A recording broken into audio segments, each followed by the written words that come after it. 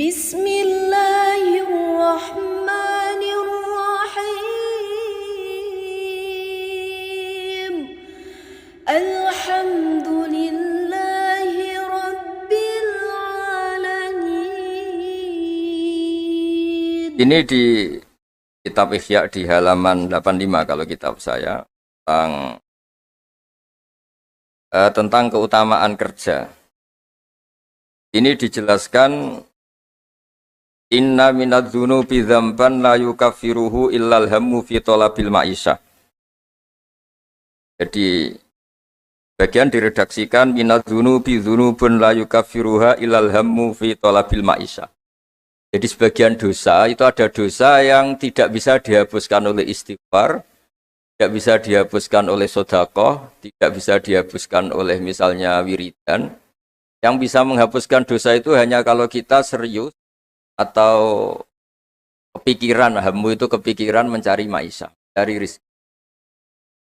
Jadi sudut pandang itu penting. Jadi kita yang sedang istighosah atau kita yang sedang pengajian atau mungkin kita sedang jadi ustadz, melihat orang mencangkul, orang ke pabrik, orang di aktivitas pekerjaannya, itu harus kita lihat bahwa mereka adalah orang-orang yang sejatinya sedang minta ampun sama Allah Subhanahu wa Ta'ala. Karena di sistem pekerjaan itu lahirlah satu variabel atau satu apa saja yang positif. Ada hukum sosial karena ketemu teman yang saling pengalaman. Ada ketergantungan manusia sama hal-hal yang halal. Ini yang paling penting. Ya, banyak orang itu itu karena pekerjaannya. Misalnya orang bisa hidup itu sebetulnya karena makan nasi, minum air, itu sesuatu yang halal. Jangan sampai orang bisa berpikir, bisa tenang kalau minum narkoba misalnya.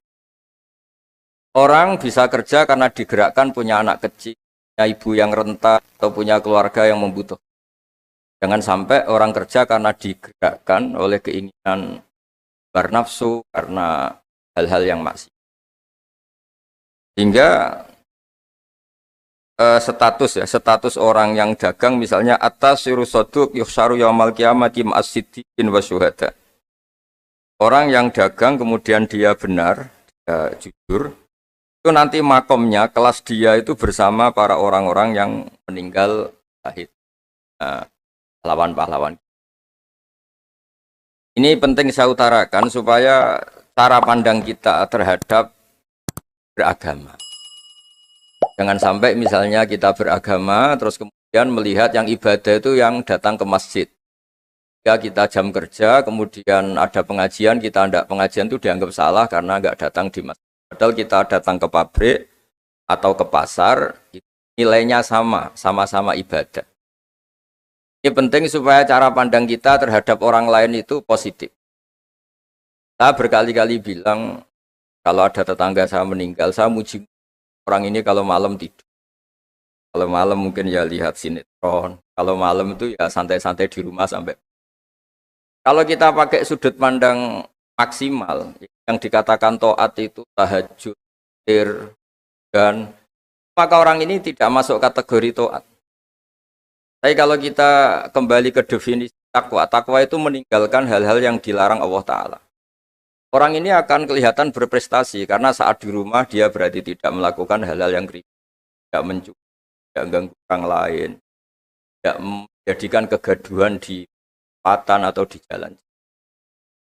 Hingga agama ini juga harus mengapresiasi tarkul ma'asi, bahwa orang yang tidak punya aktivitas di rumah banyak yang dilakukan sebetulnya, kebaikan masif, kebaikan bersama, karena orang ini tidak melakukan hal-hal yang merugikan orang lain. Ya, saya berkali-kali bilang kalau saya jadi kiai, jadi orang baik, kalau ada orang yang dermawan, ngasih sesuatu ke kita, ya kita senang karena kebaikan itu diapresiasi. Misalnya ada tadi cerita menakar dapat apresiasi, dapat penghargaan, ya kita senang karena itu. Karena itu, tapi andaikan tidak itu juga senang.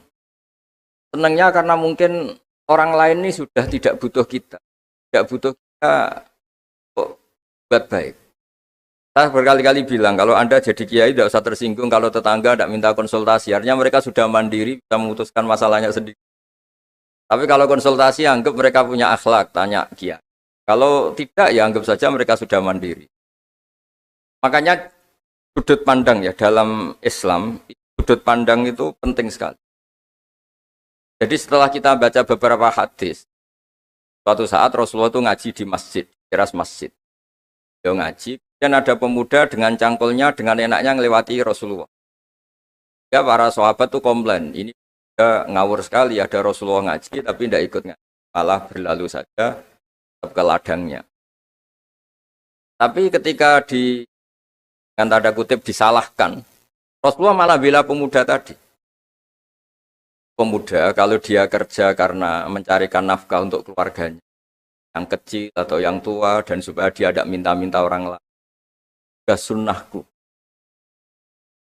Jika bentuk sunnah Rasul itu tidak harus orang datang ke pengajian dan orang ikut fatwa kita mau itu. Nah, mungkin teman-teman yang sedang bekerja itu tidak lagi mendengarkan ngaji, sudah melakukan isi pengajian. Jadi yang lain baru mendengarkan, yang itu sudah melakukan isi pengajian.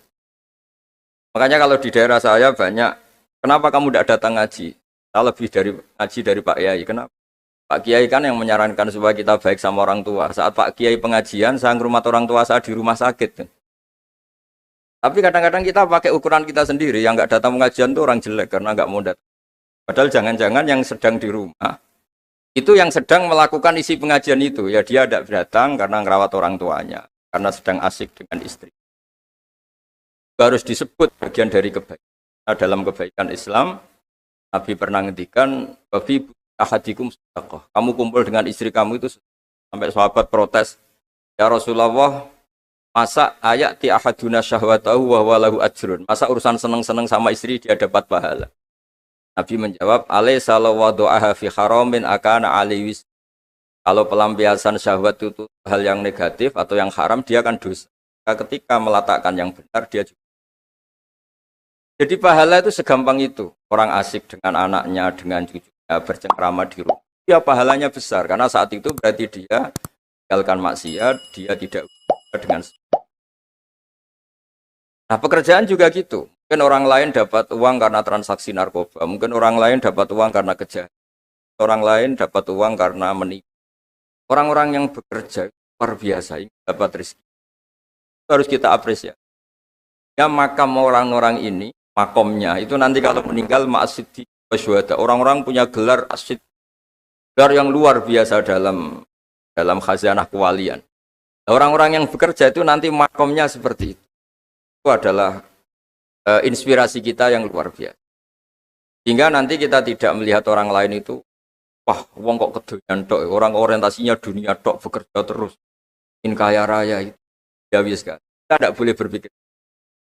Karena apapun banyaknya harta di tangan orang-orang halal, tangan orang-orang baik, pasti efeknya juga bisa melahirkan pekerjaan, bisa melahirkan kemanfaatan. Ya Nabi kalau muji pedagang itu, dari 10 rizki itu 9 berkahnya ada di pedagang.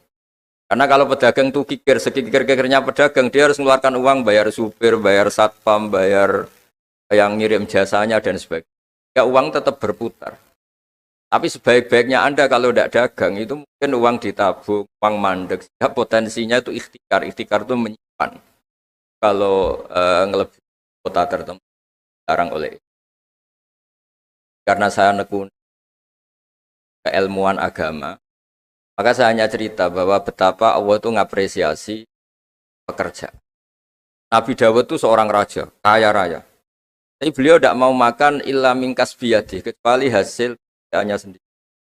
Masyhur itu di riwayat, beliau seorang raja tapi hanya makan kalau tembikar atau anyaman bambunya atau apalah, pokoknya dari anyaman bambu itu terjual. Kalau hari itu nggak terjual ya nggak bisa makan. Padahal beliau seorang raja, saking inginnya supaya rezeki yang dia makan, yang beliau makan mingkas biyadi, dari hasil karyanya sendiri.